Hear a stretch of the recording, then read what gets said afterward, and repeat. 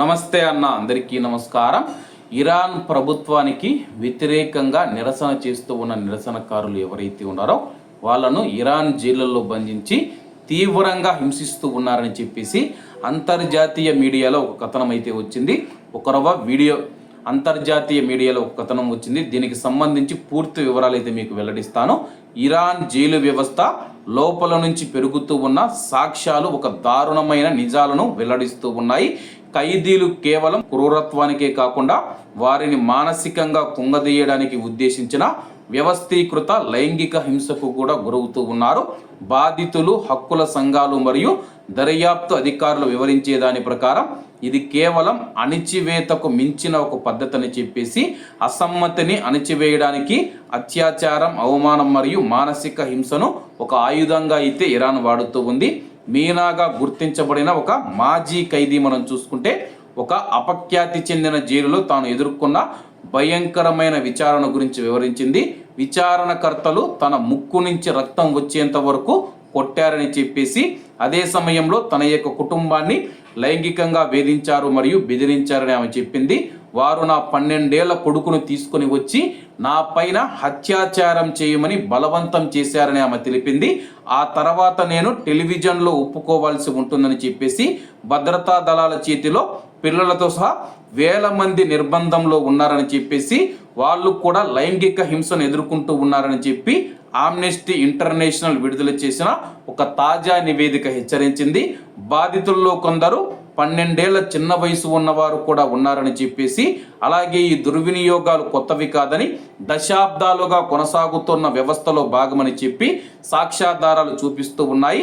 మాజీ రాజకీయ ఖైదీలు పరిశోధకులు 1980 నాటి కేసులను నమోదు చేశారు. వీటిలో నిర్బంధ కేంద్రాలలో హింసకు, అత్యాచారానికి గురైన మైనర్లు సాక్ష్యాలు కూడా ఉన్నాయి. ప్రాణాలతో బయటపడిన ఒక వ్యక్తి తోటి ఖైదీ పైన దాడి చేయమని చెప్పి ఆమెను ఆదేశించడం జరిగింది. తాను నిరాకరించినప్పుడు తనపైనే అత్యాచారం జరిగిందని చెప్పి వివరించారన్నమాట. ఇటీవలి మరిన్ని కేసులు అవే పద్ధతుల్లో కొనసాగుతూ ఉన్నాయని చెప్పి జనవరి 2026లో గాయపడిన నిరసనకారులకు చికిత్స చేసిన 2 నర్సులను భద్రతా సిబ్బంది అపహరించి సామూహిక అత్యాచారానికి పాల్పడినట్లు సమాచారం. వారిలో ఒకరికి తీవ్రమైన అంతర్గాయాలై, అలాగే వాళ్ళు అత్యాచారం చేసినప్పుడు, సైనికులు ఎవరైతే ఉన్నారో అత్యాచారం చేసినప్పుడు వాళ్ళకు అంతర్భాగాలలో మనం చూసుకుంటే తీవ్రమైన గాయాలయ్యి పెద్ద ఆపరేషన్ అవసరమైందని చెప్పేసి, అంతేకాకుండా ఆమెను బలవంతంగా సంతకం చేయించినట్లు కూడా ఆరోపణలు ఉన్నాయి. అలాగే ఆపరేషన్ సమయంలో తనపై జరిగిన వేధింపులకు, దారుణానికి అల్లరి మూకలే కారణమని ఆరోపిస్తూ పత్రాలపైన సంతకం చేయమని ఆమెను బలవంతం చేశారన్నమాట. ప్రస్తుతం మరొక బాధితురాలు చూసుకుంటే తీవ్ర మానసిక క్షోభకు గురై తనను చనిపోవనివ్వమని చెప్పేసి డాక్టర్లను వేడుకుందనమాట. లైంగిక హింస అనేది అణచివేతకు ఒక ఉద్దేశపూర్వకంగా సాధనంగా మారిందని చెప్పేసి మానవ హక్కుల సంస్థలు కూడా తెలుపుతూ ఉన్నాయి.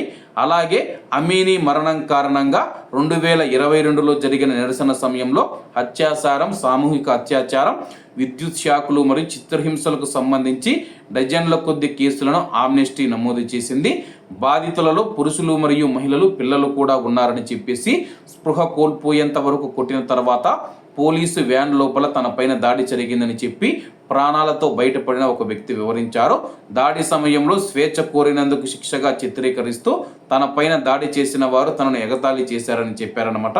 ఇలా 1 కాదు 2 కాదు, వేలల్లో అయితే కేసులు ఉన్నాయి, కానీ వాటిని పట్టించుకోవడం లేదనమాట. అలాగే అక్కడ ఉన్న మహిళలు, చిన్న పిల్లలు ఎవరైతే మైనర్లు ఉన్నారో వాళ్ళపైన అత్యాచారాలు చేసి వాళ్ళ యొక్క జీవితాలు నాశనం చేస్తూ ఉన్నారని చెప్పి తెలుపుతూ ఉన్నారు. మరి దీనిపైన ఇరాన్ ప్రభుత్వం, ఇరాన్ సుప్రీం లీడర్ స్పందించాల్సి ఉంది. కాబట్టి అందరూ బాగుండాలి, అందులో మనం ఉండాలి. అందరికీ నమస్తే అన్న, జై హింద్.